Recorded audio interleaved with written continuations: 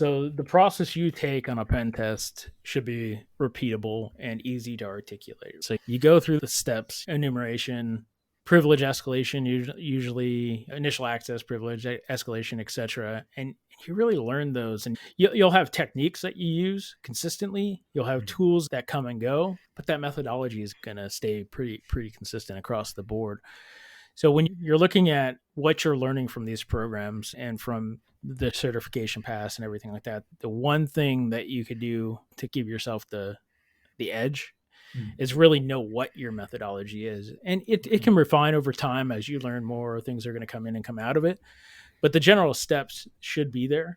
And I think this is somewhere that OSCP does pretty well on, that try harder idea. Really, they're saying enumerate harder, right? So they're saying go through your process again better or more thoroughly. So yeah, that's whenever I talk about methodology and what you should be learning from these programs.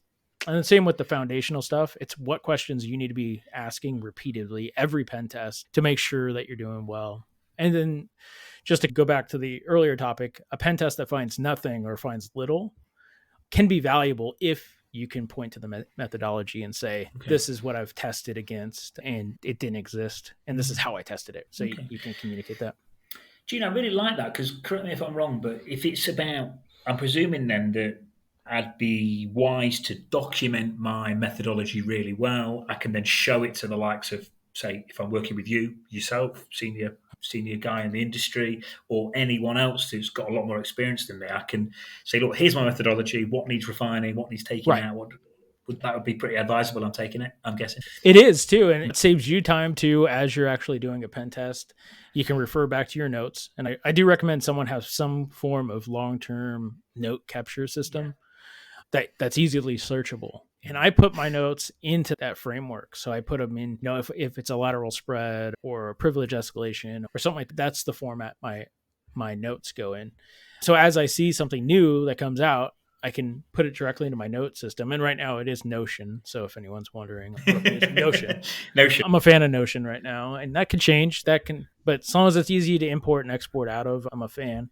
And it works for you. Again, doing it, not just like thinking about doing it, but just go and do it. Start taking your notes and ingesting things.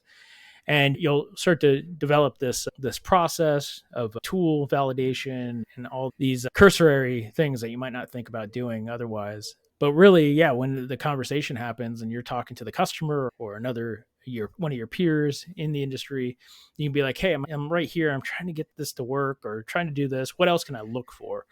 And then that's where the teaching aspect can start coming in a little bit better.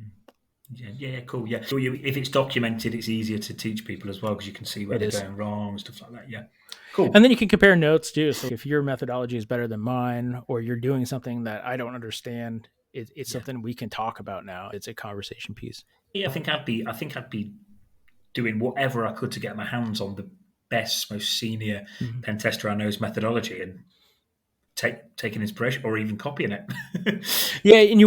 So that's a great point. So yeah, taking inspiration from, but I think your methodology should be industry standard. It's to some degree, but it should be your own, right? So you should embrace it. You should know it. You should develop it, and you should tune it over time. But taking the framework from just the standard steps of an attack and things like that from OSCP or the other frameworks out there, or even the MITRE kill chains, something like that, right? It doesn't have to be perfect. It just has to get your framework down, and then you develop it. Pull from some of the guy you read on the internet that you would like, and you validated his thought process, and you pull that in, and you pull something else, and really make it breathe.